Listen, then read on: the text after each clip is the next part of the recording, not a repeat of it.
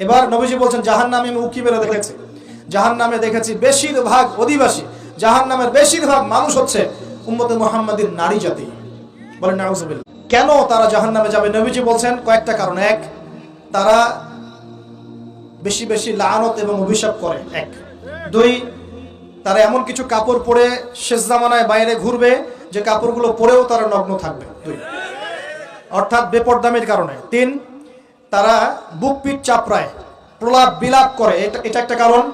চার, তারা স্বামীর সাথে কখনো কখনো কুফরি করে। কেমন? স্বামী সারা জীবন যদি তাদের ভরণ পোষণ ভালোবাসা দিয়ে যায়, কোনো একদিন যদি কোনো সমস্যা সৃষ্টি হয় বলবে যে সারা জীবন তোমার কাছে কিছুই পাইলাম। এই সব কিছুর ঊর্ধ্বে একটা কারণ আছে, এই সব কিছুর ঊর্ধ্বে একটা কারণ আছে, সেটা হলো, শোনেন, তাদের উদ্ধত মস্তকটা আল্লাহ পাকের বিধানের সামনে সহজে অবনত হতে পারে না, চায় না।